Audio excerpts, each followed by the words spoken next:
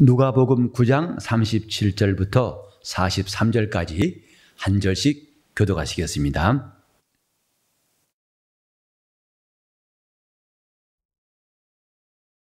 이튿날 산에서 내려오시니 큰 무리가 맞을새 무리 중에 한 사람이 소리질러 가로되 선생님 청컨대 내 아들을 돌아보아 주옵소서. 이는 내 외아들이니이다. 귀신이 저를 잡아 졸지에 부르짖게 하고 경련을 일으켜 거품을 흘리게 하며 심히 상하게 하고야 겨우 떠나가나이다. 당신의 제자들에게 내어 쫓아주기를 구하였으나 저희가 능히 못하더이다. 예수께서 대답하여 가라사대 믿음이 없고 패역한 세대여, 내가 얼마나 너희와 함께 있으며 너희를 참으리요. 내 아들을 이리로 데리고 오라 하시니 올 때 귀신이 거꾸로 뜨리고 심한 경련을 일으키게 하는지라.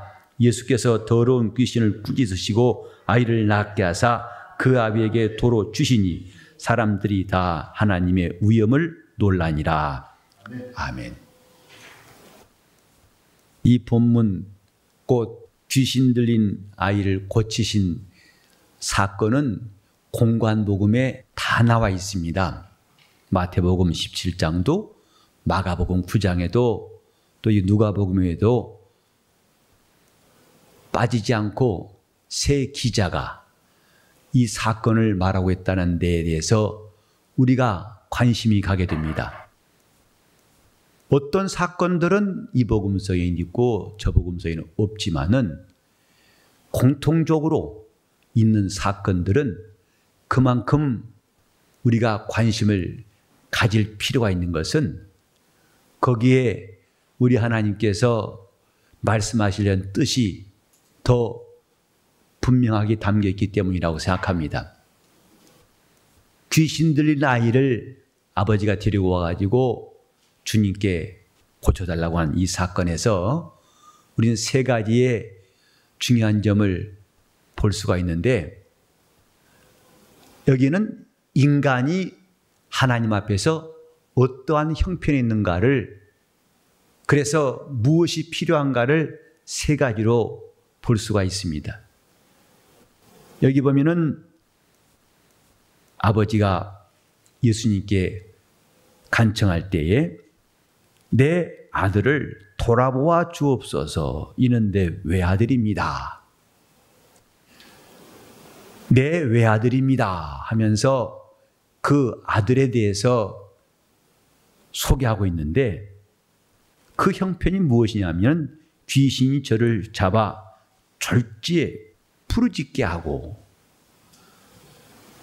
그 형편 자체가 언제 어떻게 될지 갑작스럽게 졸지에 부르짖게 하고, 이 부르짖는다는 말은 너무 큰 소리, 귀에 거슬리는 소리란 뜻을 원문에서는 포함하고 있습니다.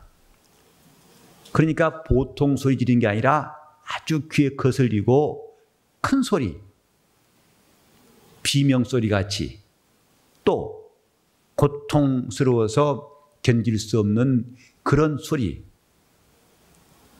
조용히 신음소리가 아니라 부르짖는 소리, 즉 귀신이 저를 붙잡는 순간부터 이건 시도 때도 없고 갑작스럽게 저를 부르짖게 합니다. 이 세상에서 우리는 슬프고도 충격적인 사건들을 너무나 많이 보게 됩니다. 최근에도 뉴스 보셨겠지만은 저 이슬람 국가라는 무장단체가 이집트의 콥트교, 기독교의 한 분파라고 알고 계시지요? 21명을 무참히 참수했어요. 그것을 가지고 그 피가 바다에 붉게 물들인 장면도 이제 인터넷에 나왔던데, 얼마나 끔찍한지. 졸지에 갑작스러운 사고로 많은 사람이 죽기도 하고 죽이기도 하고, 그때 그 비명소리와 고통스러운 소리, 여기 부르짖게 하고라는 말을 우리가 조금 더 의미를 생각해 보면은 이 세상은 부르짖음의 연속입니다. 사방에서 부르짖습니다. 그것도 단지 좀 아프다는 게 아니라 비명을 넘어서 고통스러워서 그 소리가 얼마나 크든지 귀를 자극하고 아주 듣는 사람 마음까지도 힘들게 하는 부르짖음. 이것이 인생의 현주소예요. 우리 삶의 현주소에는 이런 부르짖음이 끊이지 않습니다. 한꺼번에 수백 명이 죽는 사건은 이제는 아주 흔한 일이 돼가지고 얼마나 많은 사람들 앞으로 이런 부르짖음의 소리를 낼 것인지, 주님 오실 때까지 이렇게 고통스러운 일들이 얼마나 더 있을지 상상할 수가 없습니다.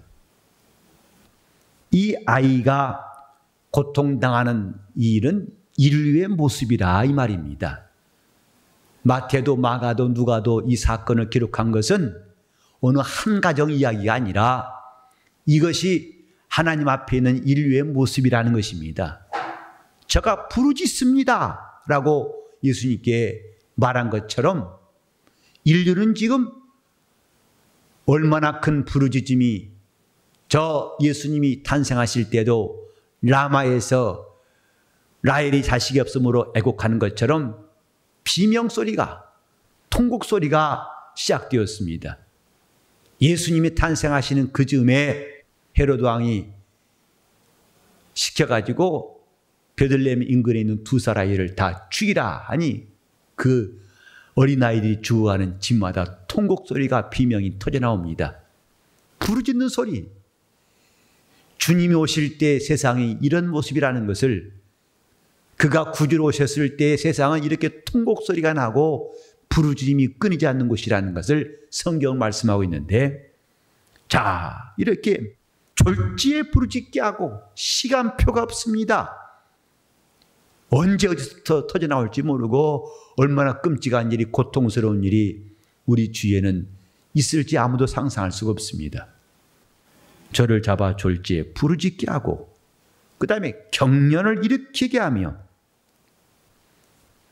몸에 그 경련이라는 거 보셨습니까? 옆에서 사람이 붙잡아도 진정시킬 수가 없어요. 그 부르짖고 몸부림치는 것은 누가 절제를 시킬 수가 없을 만큼 말 몇 마디로 절제되지 아니하고 누가 와서 그것을 멈추게 할 수 없어요. 그건 귀신이 떠난 다음에야 경련이 멈춥니다. 귀신이 붙잡고 있는 게 한동안은 경련을 일으키게 하고 그 떨리고 고통스러운 호흡은 누가 쉬게 할 자가 없습니다. 또 거품을 흘리게 하며 입에서는 나오지 말할 것들이 나오면서 입에서 소리가 나오고 노래가 나오고 기도가 나와야 할 텐데 거품이 나옵니다. 이렇게 거품을 불면서 파리에 가는 모습이 하나님 앞에서 곤고한 인생의 모습이라는 것을 여기서 볼 수가 있습니다. 오늘 우리 입에서 거품이 나오는지 아니면 하나님 앞에 찬송 또 그분을 사모하는 기도가 나오는지, 이 양극단의 일들이 우리 삶이에요. 그리고 심히 상하게 하고야, 그래서 귀신이 붙잡고 있는 인생은 잠깐 괴로운 게 아니라 무너집니다. 깨어지고, 여기에 상하단 말에 원어보면은 부서지다, 산산이 깨지다는 말이에요. 그러니까 상한다는 말은 잠깐 칼로 베었다는 뜻이 아니라 깨어지고 부서지는, 그것도 심히 깨어지고 부서지는. 그래서 쓰나미가 한번 쓸고 간 상처는 처참한 일인 것처럼 그 눈에 보이는 풍경이지만 영적인 풍경으로 본다면 이런 악한 원수들이 휩쓸고 지나간 데는 그 상처는 말로 다 할 수가 없습니다. 그 마음이 찢어지고 그 마음이 부패해지고 타락한 것에 대한 상처는 다 표현할 길이 없습니다. 그리고 이렇게 완전히 망가뜨린 다음에야 겨우 떠나가나이다. 겨우 가까스로 떠나가는, 졸지에 들어와서 겨우 떠나갑니다. 39절에 있는 이 아이의 형편, 이것은 하나님 앞에 있는 인간의 실존, 인간이 지금 어떻게 고난당하고 있는가를 단적으로 보여주고 있는 겁니다. 이런 형편을 누가 도와줄 자가 없어서 여기도 당신의 제자들에게 내어 쫓아주기를 구하였으나 저희가 능히 못하더이다. 다시 말해서 이 세상에는 이것을 해결할 자가 없다는 뜻입니다. 어떤 사람도, 심지어는 주님의 제자라는 사람들도 그 능력이 부족해서 이런 일을 수습할 수가 없어요. 이 지경이 인간의 모습이라 하는 것이죠.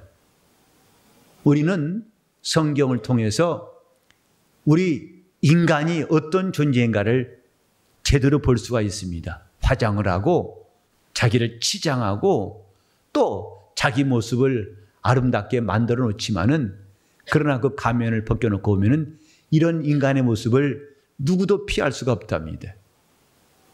그래서 이러한 형편에 대하여 그 원인이 뭔가, 예수께서 41절에 믿음이 없고 패역한 세대여, 이렇게 된 원인이 뭐냐면 믿음이 없고 패역한 세대라. 이게 주님의 진단입니다. 왜 인간이 지금 고난당하는가?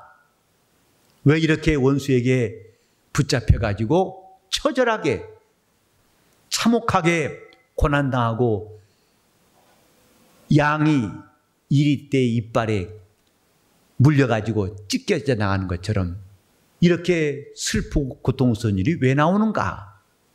믿음이 없고 패역한 세대여 라고 주님이 진단하시고 그 원인을 밝히시는 겁니다. 여기에 패역하다는 말은 어긋난다, 거스른다, 빗나가 버린다는 뜻을 포함하고 있어요. 하나님 앞에서 어긋난 인생들, 신명기 32장 5절에 보면은 하나님 앞에 악을 행하는 이 사람들은 하나님의 자녀가 아니라 사곡한 종류라고 했어요. 그 사곡한이라는 말 자체가 뒤틀린다는 뜻입니다. 뒤틀린 세대여. 이들은 하나님의 자녀가 아니고 하나님 앞에 뒤틀린 자들이다. 하나님 앞에서 패역하다는 말은 인간은 처음부터 본성이 뒤틀려 있어요. 이 사람끼리도 대화하다 보면 그 생각이 뒤틀린 사람은 항상 말이 곧바로 나오지 않습니다. 그 칭찬해도 나 놀리는 거요? 그러죠. 마음이 뒤틀렸기 때문에 상대방의 말에 대해서 곱게 받아들이지 않습니다. 그래서 그 사람하고 말하려면 항상 긴장하게 되고 또 그 다음에 결과를 예측할 수가 없어요. 인간의 본 모습, 하나님 앞에 있는 인간의 모습이 그와 같다 이 말이죠. 아담이 하나님 앞에 범죄한 다음부터, 마귀의 종이 된 다음부터 인간의 본성은 하나님 앞에 뒤틀려 있다. 그게 바로 패역한 세대라 이 말. 하나님 앞에 패역한 세대요. 그래서 하나님 말씀을 들어도 고지 듣질 않습니다.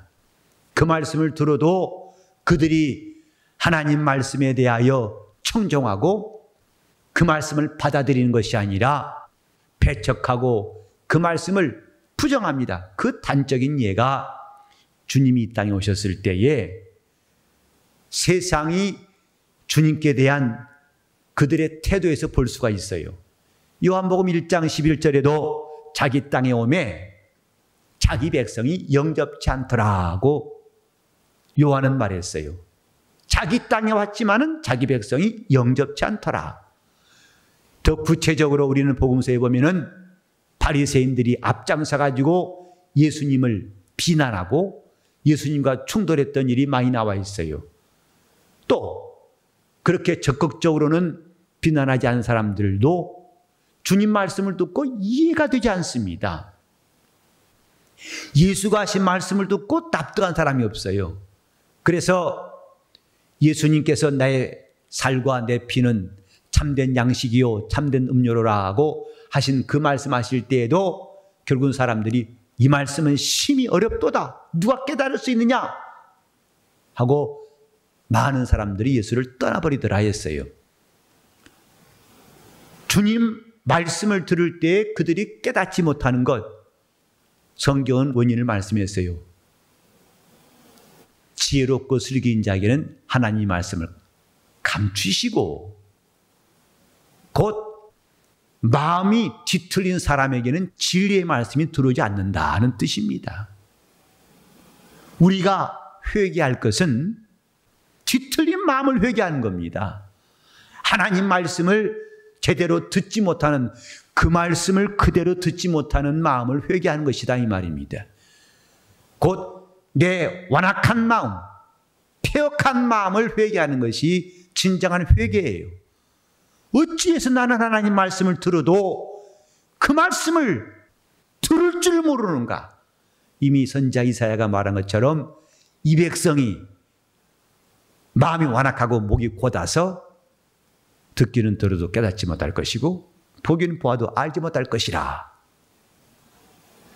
하신 말씀처럼 인생이 하나님 앞에서 그 에덴 이후 하나님 앞에서 가진 모든 태도는 뒤틀린 인생이에요. 생각과 마음이 뒤틀려 있습니다. 점점 꼬여만 갑니다. 그래서 하나님의 아들이 오시기 전에 수많은 선지자가 먼저 와서 하나님 말씀을 전했을지라도 선지자를 핍박하고 돌로 쳐 죽였다고 했어요. 마침내 하나님의 아들 예수가 오셨을 때에도 그를 선대하지 아니하고 저를 십자가에 못 박지 하고 선동해서 그만 예수를 죄 없는 분이신 그분을 죄인으로 뒤집어 씌워가지고 십자가에 죽였어요.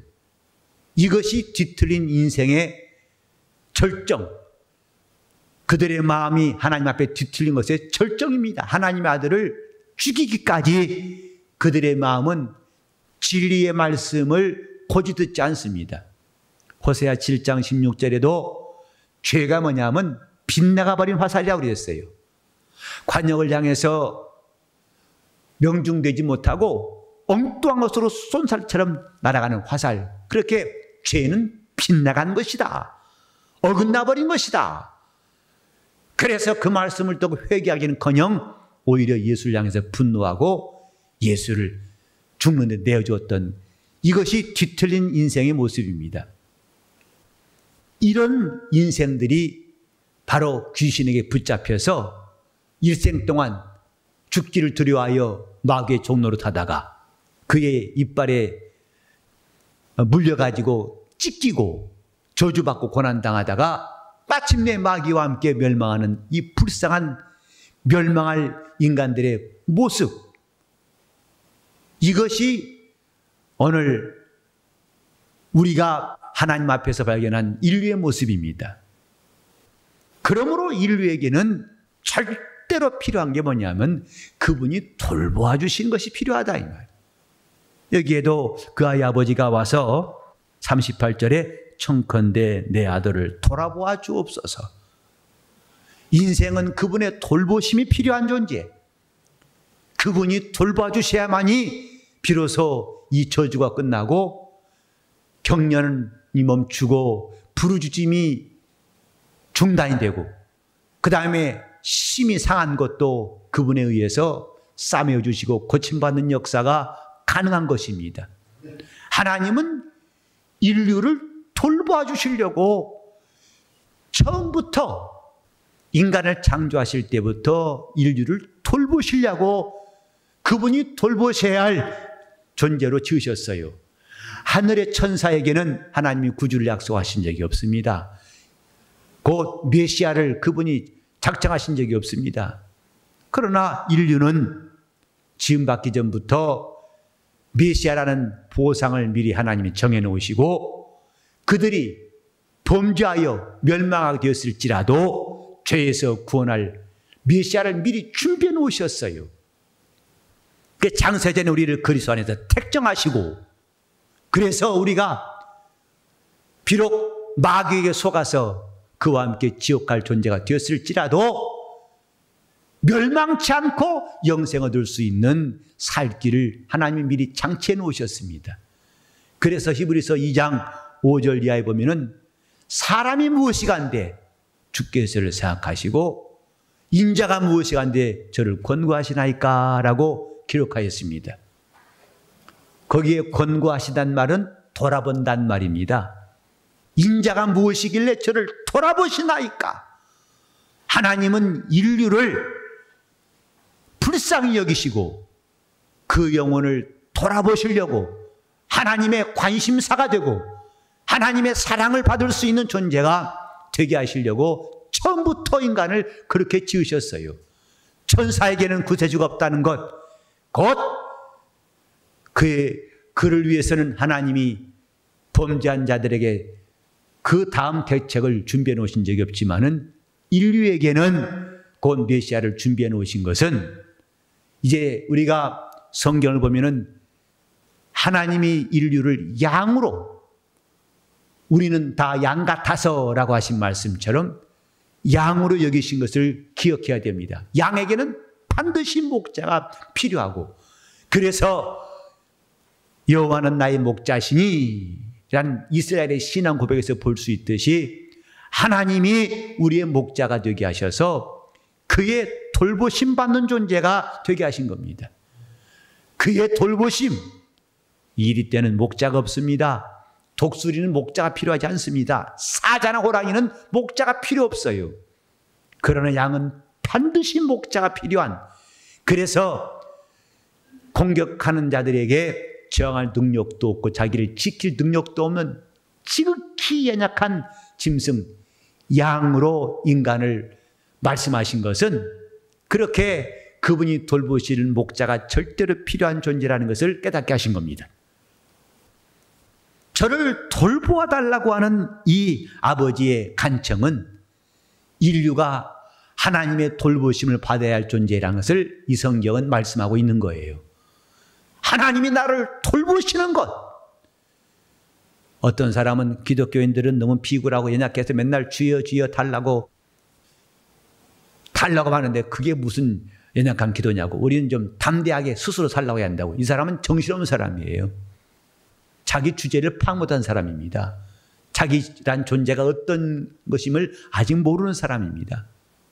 인류는 스스로 강하게 보이든 약하게 보이든 모든 인류가 다 하나님의 돌보심을 받는 존재로 그분이 지으신 겁니다. 목자가 필요한 겁니다. 여기에 이 아이만 주님이 돌보아 주셔야 할 자가 아니라 이 아이는 인류의 대명사라고 여러분이 이해하시는 게 딱 맞다 이 말이에요. 인류는 이렇게 주님이 돌보아 주셔야만이 소망이 있고 거기에 답이 있는 존재라는 뜻입니다. 내 영혼을 돌보시는 분. 그 예수께서 이 배역한 세대여 하고 그를 이리로 데려오라. 그때 귀신이 거꾸러뜨리고 심한 경련을 일으키게 한지라 예수께서 더러운 귀신을 꾸짖으시고 아이를 낫게 하시니라. 우리 주님만이 그분이 우리를 돌보실 때만이 경련이 멈추고 이제 더러운 귀신이 꾸짖음 당하고 떠나버리며 비로소 나을 수가 있는 겁니다. 우리는 귀신이 역사한다는 말은 많이 하지만은, 그러나 그 귀신을 쫓자는 말도 많이 하지만 더 근본적으로는 우리 패역한 마음을 돌이켜야 됩니다. 내 심성부터가 뒤틀린 자인 것을 깨닫고 우리 주님의 돌보심을 사모하는 사람 될 수 있도록 우리 영적 생활이 굳은 살을 제거하고 하나님 앞에서 우리 연약한 심령을 다 드러내고 그분이 어루만지시고 돌보실 수 있는 사람이 되어야 합니다. 예수의 피가 그래서 필요하고 예수의 이름이 그래서 필요하고 진리의 말씀이 그래서 필요하고 성령의 도우심이 그래서 필요한 겁니다. 우리는 주님의 도우심이 필요한 사람들. 오늘 잠깐 동안 여러분 가정에는 별일 없다고 해서 나는 이 말씀과는 조금 거리가 있다고 생각하지 마시기 바랍니다. 우리는 너 나을 것이 없이 하나님 앞에서 패역한 사람들, 내가 많이 훈련되어서 나는 이제 그렇지 않다고 여기실지 모르겠습니다만은 그건 잠깐 동안 자신을 억제한 것뿐입니다. 원래 사람의 본성은 뒤틀려 있어요. 아담부터 인간은 다 뒤틀려 있습니다. 그래서 그 말씀을 농담으로 여기질 않나, 그 말씀을 부정하질 않나, 그 말씀을 이기려고 하질 않나, 그 말씀과 맞서 싸우질 않나. 이런 인간의 본성은 원수의 밥이 될 수밖에 없다는 사실을 성경은 말씀하고 있습니다.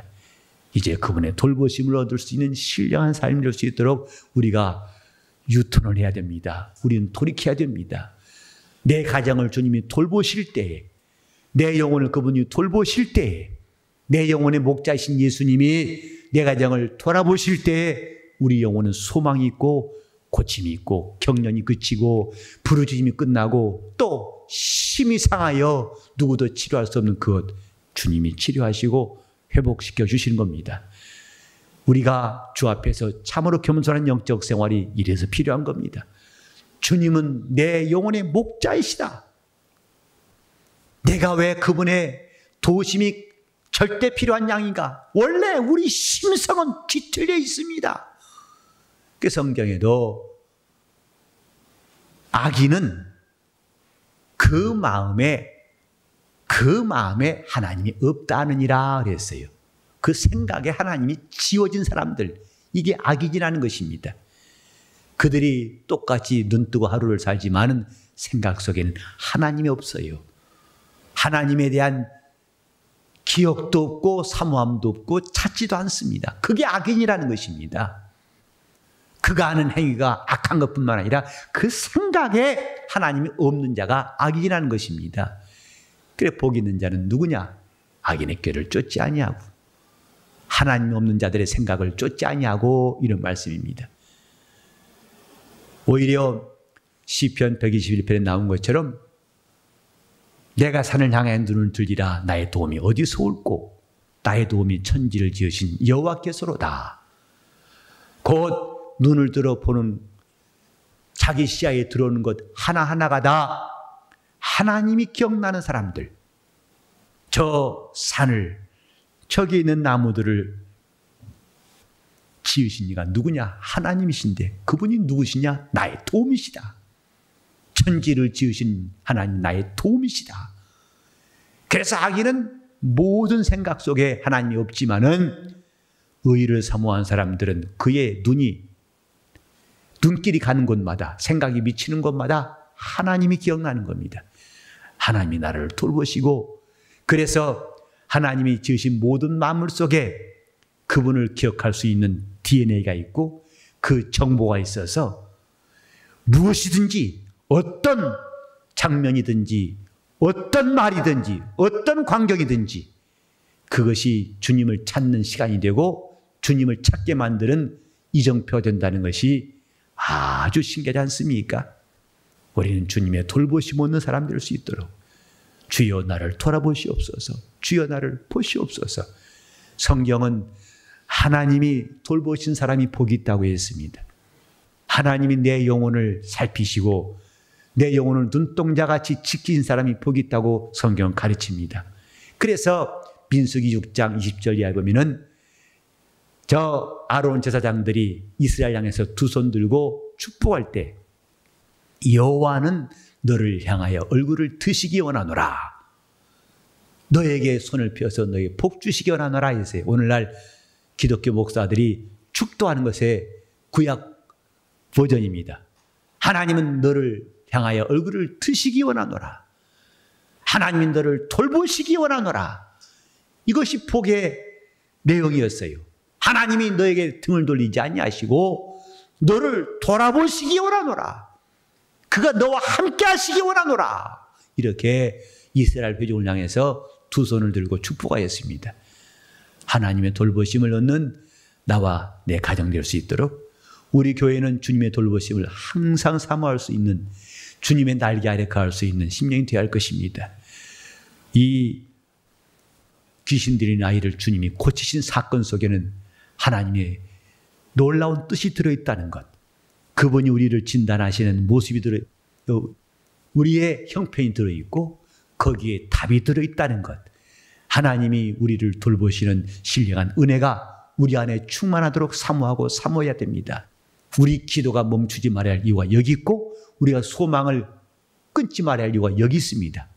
우리는 겪고 있는 일들이 힘들고 어려워서 이제는 낙심할 수밖에 없는 상황이 올 수도 있습니다만은 그것이 유독 나에게만 있는 상황으로 우리는 지나치게 그걸 또 강조할 필요도 없습니다. 이미 베드로가 말한 것처럼 세상에 있는 너희 모든 형제가 동일한 고난 받는다 하고 말한 것입니다. 형편과 처지는 다를지라도 원수들의 이 사나운 이빨을 누구나 다 직면하고 있어요. 우리 주님이 건지시는 역사는 우리 모두에게 다 동일하게 필요한 겁니다. 하나님 나를 돌보시도록. 자, 우리 한번 따라서 합시다. 주여 나와 내 집을 돌보시옵소서. 주님이 돌보신 사람이 복이 있어요. 주님이 내 영혼을 돌보시도록. 정말 이 부르짖는 그 비명보다 더 큰 이 큰 소리가 이제는 주님이 임하실 때, 저 제자들이 갈릴리 바다에서 밤 사경쯤에 풍랑 만나서 죽게 됐을 때 그런 소리쳐 부르짖었습니다. 그때 주님이 배에 오르시니까 풍랑이 잠잠해지더라. 주님이 그에게 임하시니까 부르짖음이 끝나게 됩니다. 우리 주님께서 우리 가정에 여러분 삶에 곤고하고 기가 막힌 답답하고 어려운 일이 더 그 부르짖음이 잠잠게 되는 것은 주님이 나와 내 집에 승선하실 때 가능합니다. 주님이 나와 내 집에 이렇게 역사하시고 들어오시고 함께 하실 수 있도록 주님 나를 돌아보시옵소서. 내 영혼이 주님의 돌보심을 얻는 것이 얼마나 필요한 것인가를 절감하는 우리 영적 생활이 되어야 할 것입니다. 우리는 이 밤에도 하나님 앞에 가장 정직한 모습, 주님 나와 내 집을 돌아보시옵소서. 지금 여러분 가정에는 이런 귀신들이 나이가 없다고 이 말씀은 나와 거리 있다고 생각하지 마시기 바랍니다. 지금 성경은 말씀하고 있기를 모든 인류가 마귀에게 매여 있다고 사도행전 10장 38절에 말씀했어요. 마귀에게 눌려있는 모든 자들을 그가 고치셨다고 베드로는 설교했습니다. 또 18년 동안 사다량에 매여 종노하는 이 여자를 내가 고치는 것이 마땅하지 않느냐 하고 주님은 누가복음 13장에 말씀하고 있습니다. 우리는 귀신들로 눈물고 앓으며 이렇게 원수가 억압하고 있는 인류의 불쌍한 처지를 주님은 우리를 구원하시려고 오셨으니 오늘도 주님의 은혜 입고 주님의 돌보심을 충만히 얻을 수 있기를 예수 이름으로 축원합니다. 합심해 나같이 기도하실 때 주님의 크신 능력이 역사하사 나와 내 집을 돌아보시도록 주여 내 영혼을 돌아보시도록 같이 합심해 동성으로 기도하시겠습니다. 하나님 아버지, 우리 하나님의 말씀을 듣고